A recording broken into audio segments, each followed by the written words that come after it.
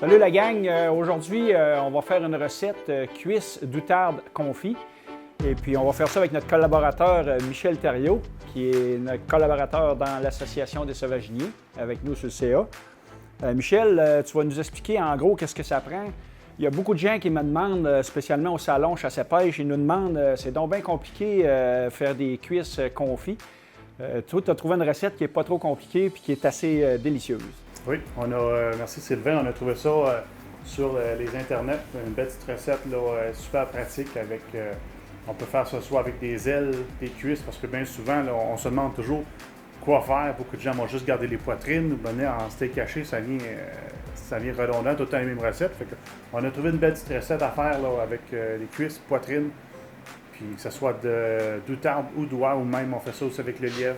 OK. Donc, plus de détails dans la prochaine capsule. On commence la recette principale, l'ingrédient principal est le gros sel. Fait qu'on va y aller avec 3/4 de tasse de gros sel.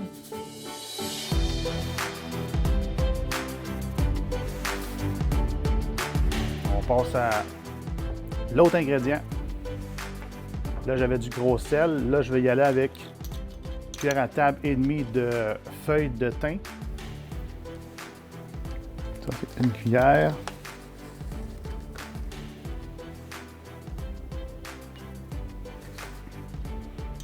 Là, j'ai besoin de 5 feuilles de laurier.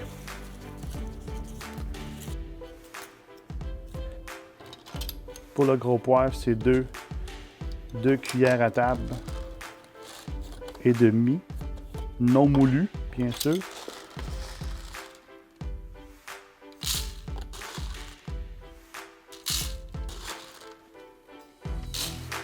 Ça, c'est pour mes épices. Fait que là, si vous avez un petit bol là, en marbre comme ça fait super bien. Vous avez juste à venir écraser le gros poivre avec les feuilles de laurier.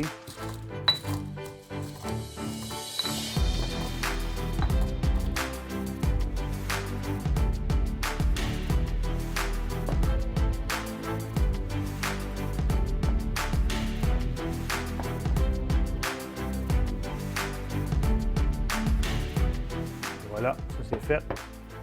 Après ça, on remet le couvert. Puis on fait tout simplement là, de bien agiter le pot. Question de bien mélanger les épices au sel.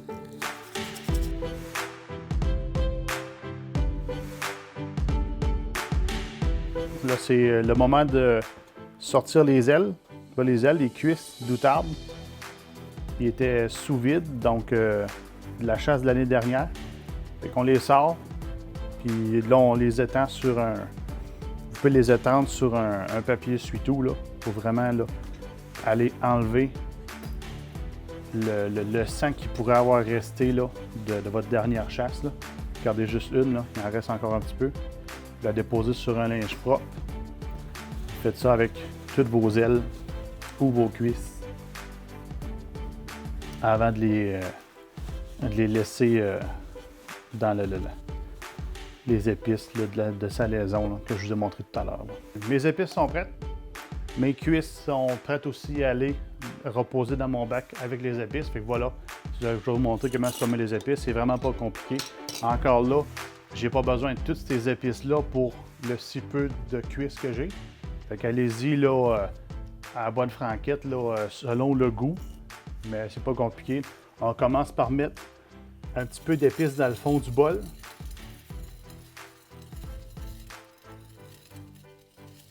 Juste comme ça, c'est bien en masse. Vous n'avez pas besoin de plus que ça. On peut voir que les épices sentent beaucoup. Là. Puis juste recouvrir quand même le fond, mais sans en mettre vraiment épais pour plus qu'on voit le fond du bol. Puis tout simplement déposer les morceaux de viande, puis aller écraser la viande pour que les épices soient vraiment là, directement sous la viande.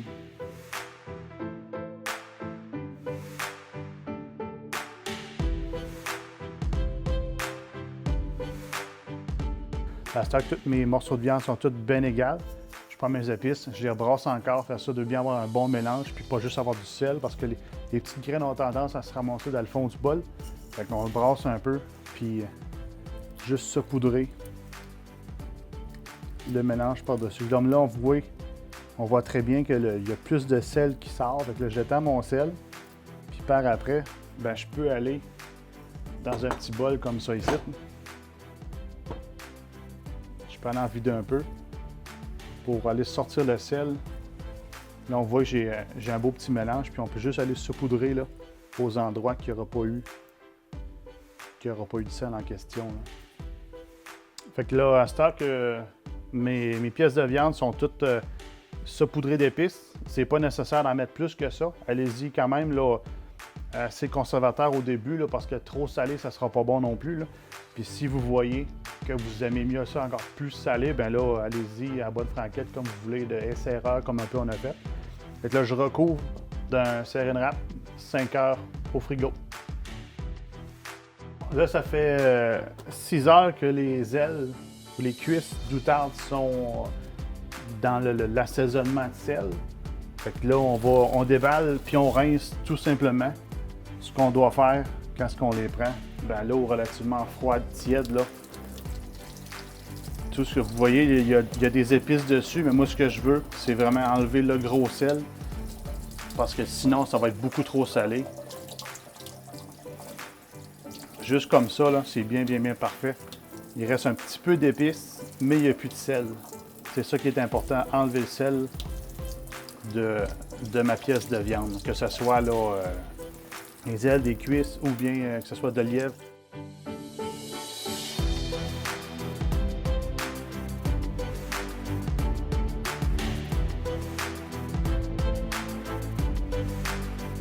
Toutes nos cuisses sont toutes dessalées. À cette heure, on va aller les éponger parce qu'il faut enlever l'eau des cuisses, puis on va les mettre ça dans la mijoteuse. Voilà, nos cuisses d'outarde sont toutes bien rincées. Comme je mentionnais tantôt, là, c'est pas grave, même s'il reste des épices, ça va tout simplement donner du goût. Là, on les étend sur du papier essuie-tout. On utilisait avant le papier bleu industriel, mais il semble avoir un petit produit là, dans le papier bleu, là, vraiment là, pas chimique, là, mais quasiment. Là. Fait qu'à cette heure, là, on y va tout simplement, là, question d'hygiène avec du Scott Towel là, conventionnel. Puis là, ce qui est important, c'est vraiment d'éponger complètement l'eau de l'extérieur de la cuisse pour que ça donne que la cuisse ou la pièce de viande soit vraiment sec. Les épices, c'est pas grave, mais plus de sel et plus d'eau pour aller tantôt dans la mijoteuse, dans le gras de canard. Nos cuisses d'outarde sont dessalées, épongées pour enlever l'eau avant de les rentrer dans la mijoteuse, dans le gras de canard. J'ai vérifié ma température, elle est super bonne de ma mijoteuse. Là. Mon gras, il est tout fondu. Fait que là, à cette heure, on va tremper les cuisses d'outarde pour un petit bain de 8 heures.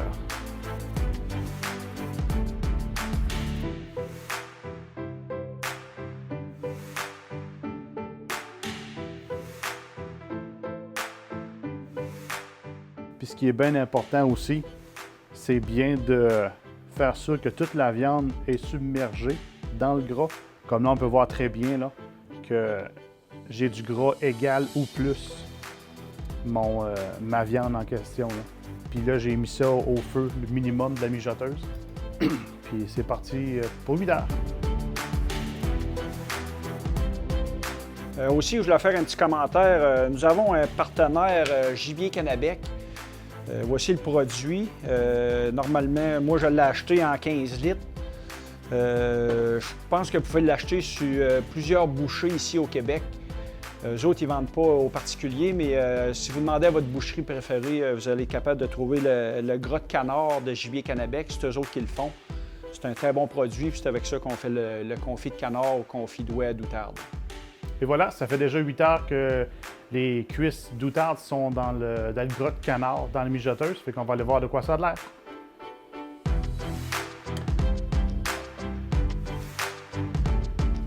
On peut les laisser s'écouter une petite affaire, là.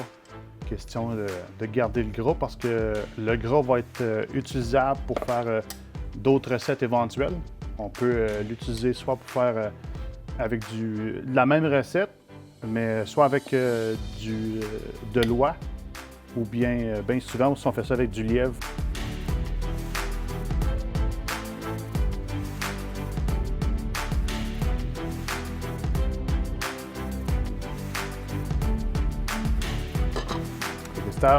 On va dépecer le tout. Good. Fait qu'à ce temps, là, je l'ai laissé refroidir un petit peu parce que c'est pas mal, c'est très chaud quand ça sort de la mijoteuse. Là, tout ce qu'on a besoin de faire, c'est tout simplement désosser, que ce soit des cuisses ou des ailes. On désauce tranquillement pour vraiment tout aller chercher la viande. Comme vous pouvez voir, là, ça se défait vraiment tout seul. Là, les ailes d'oie et d'outarde semblent avoir des petits nerfs un peu plus, comme ça justement, il y a un petit nerf là. Ouais, il y a un petit, il y a un petit là, le petit nerf sur l'aile. Bien souvent, nous autres, on va juste le couper là, avec un couteau ou aller le trancher pour vraiment l'enlever de la viande par après, avant de le mettre sous vide. Mais comme on peut voir, la garde, ça se défait tout seul là.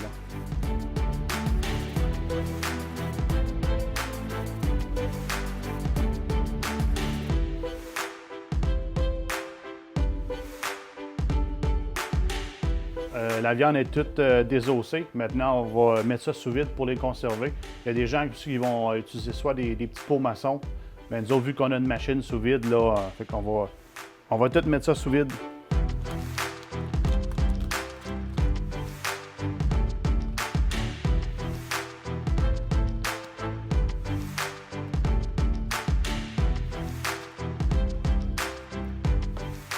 Là, les petits sacs. On les place pour les sceller. Moi, ce que j'aime bien faire, là, vu que c'est relativement très frais, j'y vais avec la machine manuellement pour vraiment placer la viande pour être sûr que ça scelle bien comme il faut parce que c'est relativement délicat. Puis il reste toujours un petit peu de gras au travers, il ne faut pas cochonner la machine. Ben j'arrête juste avant le seal, puis là je viens les sceller. Et voilà, mes petits sacs sont scellés. On regarde faire sûr que où ce que ça scelle, là, que c'est bien collé, puis que le sac est bien hermétique. Je ne vois pas, là, je vois aucune bulle d'air, là, qui est bien scellé. Fait que vous pouvez mettre ça au congélateur ou au frigo là, une semaine ou deux sans problème, mais l'idéal c'est au congélateur. Puis quand vous voulez faire soit des salades, comme on va vous montrer tout à l'heure, pour des petits repas, ou si vous voulez une petite poutine là, avec une petite sauce au poivre, j'imagine que ça serait écœurant aussi. Puis si vous n'avez pas de machine sous vide, vous pouvez prendre des pots en pot maçon, puis mettre ça dans les pots maçons, faire bouillir environ 30 minutes. Puis le pot va se sceller automatiquement. Vous pouvez garder ça sur l'étagère au sous-sol au frais, 6 mois, 1 an peut-être, mais ça ne t'offre pas. Ça, c'est trop bon.